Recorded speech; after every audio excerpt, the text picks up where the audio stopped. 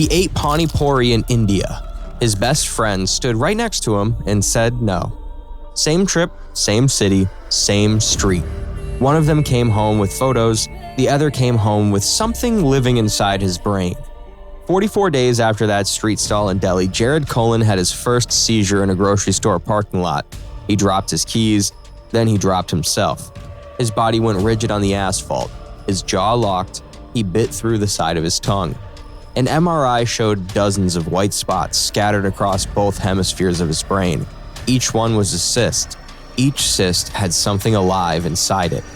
And here's the part that will keep you up tonight. The doctor could not kill them, because killing them all at once would kill Jared first. This is Diagnosis Glitch. They'd been planning the trip for a year. Ryan Egan and Jared Cullen, best friends since freshman orientation at UT Austin. Both 25, both software engineers, both convinced that India would be the trip of a lifetime. But they planned differently. Ryan was the one with the spreadsheet. He researched every restaurant, cross-referenced travel blogs, read 3 pages deep on TripAdvisor. He printed a list of vetted places to eat in every city. He packed a full first aid kit, water purification tablets, electrolyte packets. He had a rule, and he said it so often it became a joke between them. If you cannot peel it, boil it, or open it yourself, do not eat it. Jared thought Ryan was insane. Jared's travel philosophy was the opposite. No plans, no lists. You land, you walk, you follow your nose. You do not go to India to eat at restaurants with English menus, he said. You eat where the locals eat. Ryan always replied the same way. The locals have immune systems built for the locals. Jared always laughed it off. Remember that. Remember who listened and who did not, because only one of them is going to walk out of this story the same person. 2 weeks in India. Delhi, Agra, Jaipur. Ryan stuck to the plan. Bottled water. For those that don't know, it's something called Delhi belly. You eat the food out there and mess you up so bad, you get Delhi belly. India is the most unsanitary country in the world, I believe. I seen videos of them spitting in the food, putting their legs in the food. Yesterday I watched a video. They cleaned the plates off with the same water that somebody just finished bathing in. They had nut residue all over the plate. It's nasty out there, for real. I don't even know why people going out there to try the street food.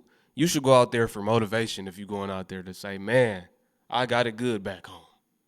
If you need some humbling, you go out there, but you don't touch the food, not the street food. Shout out to the dude who did his research. He was smart. He planned it. Smart as can be. Only. Sealed cap every time. Restaurants with kitchens he could see. Cooked food, served hot, nothing raw. Jared followed the plan for 3 days. Then he got bored. On their 4th night in Delhi, Ryan went back to the hotel early. Bad stomach. The irony of the careful one getting a mild bug from hotel food was not lost on either of them. Jared stayed out. He found a street stall near Chandi Chowk, a pani puri vendor. The shells were golden. The filling was spiced potato. The tamarind water was dark and sweet and served from a steel bucket that had been sitting open all day. Jared ate 8. Watched the vendor crack each shell with his thumb, fill it, hand it over. No gloves, no running water at the stall, a bucket, a ladle, and hands that had been working since dawn. It was the best thing he had ever tasted. He told Ryan about it next morning. Ryan stared at him. You ate pani puri from a street stall with water from a bucket? Relax, man, it was delicious. I'm fine. He was not fine. He just did not know it yet. Here's what happened inside Jared's body that night while he slept. The tamarind water had been made with tap water. The tap was connected to a supply line that ran alongside open drainage. Somewhere in that water were eggs, microscopic, invisible, shed by a person carrying an adult pork tapeworm in their intestines. Jared did not taste them. He did not feel them. They dissolved in his stomach acid. Out of each egg crawled a larva smaller than a grain of sand. Each one burrowed through the wall of his small intestine and entered his bloodstream. His blood carried them everywhere. His muscles, his liver, his eyes, and his brain. Inside Jared's skull, dozens of larvae burrowed into the folds of his cerebral cortex. Each one built a fluid-filled cyst around itself about the size of a small grape, pressing against neurons, displacing tissue. And then they did something terrible. They secreted chemicals that suppressed his immune system around each cyst. They turned off his body's alarm from the inside. Jared's brain did not know it was being colonized. He spent the rest of the trip feeling fine, ate more street food, took photos, told Ryan he was overthinking everything. They flew home to Austin. Jared showed his coworkers the photos, told the Pani Puri story like it was a badge of honor. "See," he said to Ryan, "nothing happened." 3 weeks after landing, Jared could not find his wallet. Not the normal kind of forgetting. He stood in his apartment for 10 minutes holding it, unable to process that it was in his hand. He told himself he was tired, jet lag maybe, even though the flight was 3 weeks ago. Week 4, headaches. He making all type of excuses. Jet lagged from a flight 3 weeks ago. I mean, I give him that his body was shutting down. His brain wasn't functioning correctly. He really didn't know what was going on at this time. The parasites overtook his body, his brain. Yeah. Look at him. Nothing happened. See, you're overreacting. I'm glad his buddy didn't listen to him. Good thing he wasn't a follower. The same thing would be going on with him. Deep behind his right eye, like something pressing outward from inside his skull. He drove to urgent care. The doctor ran a basic neuro exam. Follow the finger, squeeze my hands, everything normal. Probably migraines, stress, screen time, dehydration. Try ibuprofen. She did not ask where he had been. A 25-year-old with a headache in Austin, Texas does not trigger a tropical disease screening. There's no box on the intake form that says, "Have you recently traveled to a country where pork tapeworm is endemic?" That question does not exist. And because it does not exist, Jared walked out with ibuprofen and a diagnosis that was already killing him. Day 44, a grocery store parking lot.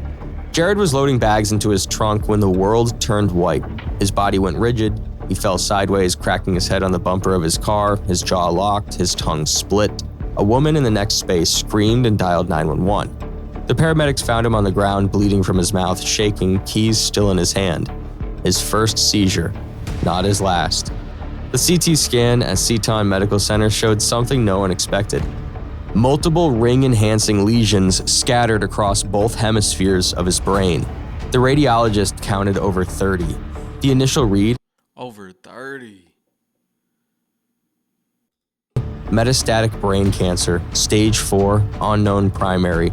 The ER doctor delivered the news to Jared and his mother, who had driven 4 hours from Houston.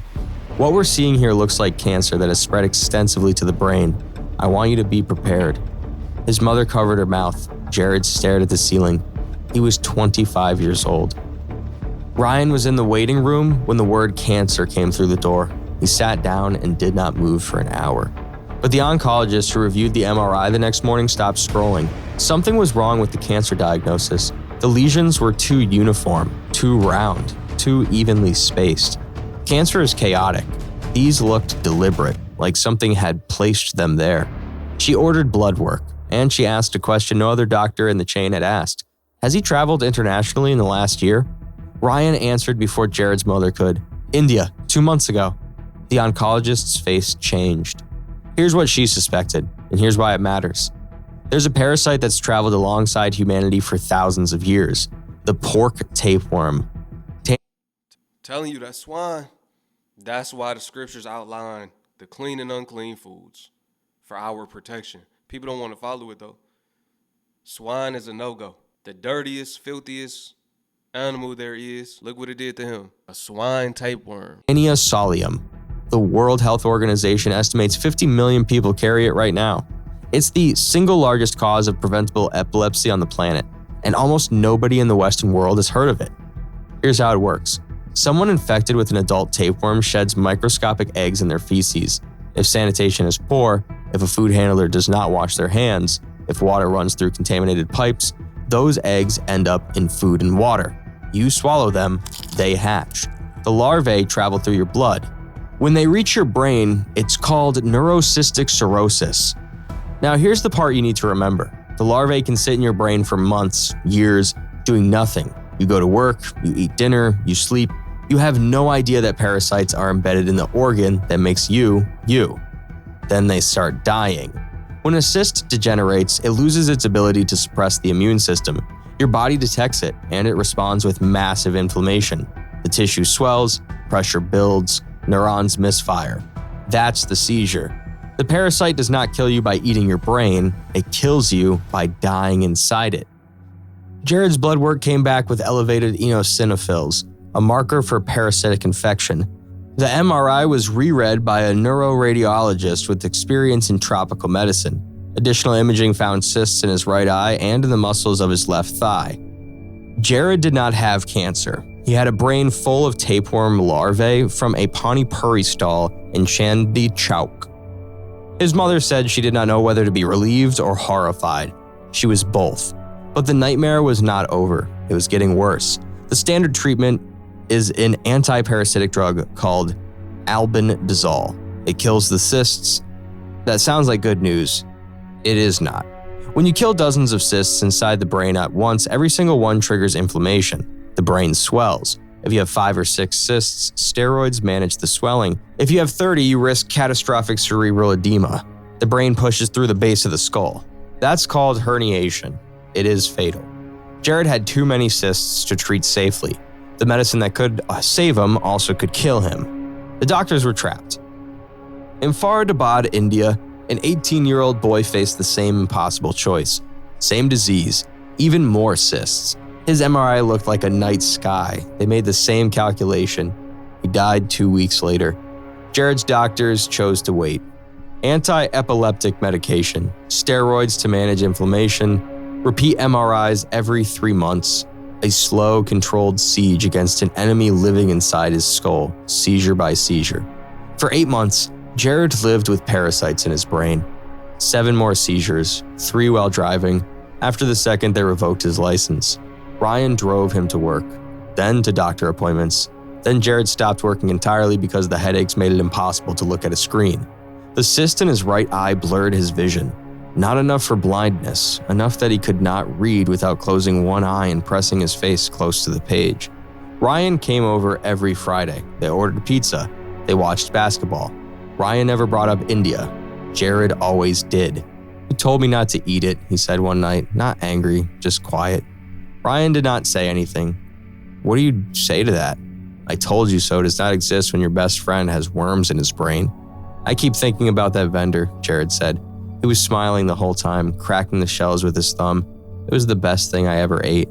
He paused. "I think about the water. I can still taste it." Ryan looked at the floor.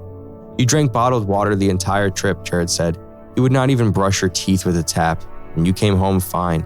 I ate 8 Pani Puris from a bucket on the street, and now I have worms in my brain." He almost laughed. The kind of laugh that's not funny. The kind that comes out because the alternative is worse. Same trip, same city, same street, and only one of us is still the same person. Slowly, over months, the cysts died on their own. Each death triggered a small inflammatory event, a bad headache, sometimes a seizure, sometimes nothing. His brain processed them one at a time like a bomb squad diffusing charges in sequence. By month 10, most cysts had calcified, dead, mineralized, no longer active. But the scars will remain in his brain forever, tiny white spots on every future MRI. Jared's seizures stopped, his headaches faded, his vision partially recovered. By medical definition, he was lucky. Jared Cullen works from home now. He wears a medical alert bracelet that says seizure disorder because explaining neurocystic cirrhosis takes longer than an emergency allows. He takes 2 medications every day. He'll take them for the rest of his life because calcified cysts can trigger seizures decades after the infection clears. He does not travel anymore. Ryan still does. He still carries the spreadsheet. He still only drinks bottled water. He still will not eat anything he cannot peel, boil, or open himself. He's never said, "I told you so." He never will. But every time he packs for a trip, he sends Jared the exact same text, every time, without fail. "Bottled water only. If you cannot peel it, boil it, or open it yourself, do not eat it." Jared always replies the same thing. "I know."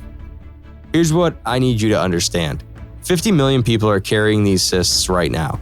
Neurocystic cirrhosis is the single largest cause of preventable epilepsy in the developing world. 50 million people. This got me wondering. I know multiple people that developed epilepsy out of nowhere. So this got me wondering, is it due to the same thing, something similar? Of course, it's not street food, but due to the swine parasite. Yo, I'm so glad I don't eat swine. I advise you not to either. Well, I love my bacon. Beef bacon tastes way better. You probably didn't even know beef bacon was a thing. I didn't either maybe a year ago. I found out this last year. It's alternatives, y'all. Alternatives. Just forget the ham and all of that. You'll be good without it. In the United States alone, there are roughly 1,000 hospitalizations per year, and most of those people will trace it back to a single meal they barely remember. This is not about fear. This is not about avoiding travel. Go to India, go to Thailand, go to Mexico, go to Peru. The world is worth seeing. The food is worth tasting. But the difference between Ryan and Jared was not courage. It was not luck. It was a choice. One of them drank from a sealed bottle. The other drank from a steel bucket that had been sitting in the sun since dawn. Same trip, same street. One walked away fine. The other came home with something alive inside his brain. You're going on a trip soon, or you just came back from one, or you're planning one right now. Here's what the doctors will not tell you, because most Western doctors do not even know these diseases exist. Bottled water, sealed cap every time. If a restaurant does not have a visible kitchen, walk out. If you cannot see the water source, do not drink it. If the food is raw, if the water is open, if the vendor has no soap and no gloves, the food is not worth the story.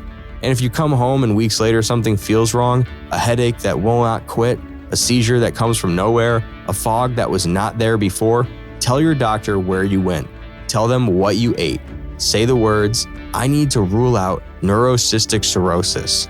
They will not think of it. You have to. The scariest thing about this disease is not the worms, it's the delay. You eat, you smile, you fly home, you tell the story at dinner parties, and weeks later you discover that the best meal of your trip was the worst thing that ever happened to you. Two friends walked down the same street in Delhi. One said yes, one said no. That was the only difference. That was the entire difference. Yo, at least Jared survived. I thought they was gonna say he passed away, honestly, the way they was making it sound. But yo, he should have listened to his friend. Shout out to Ryan for doing his research. He was strict on what he believed. The other dude didn't care. Now look.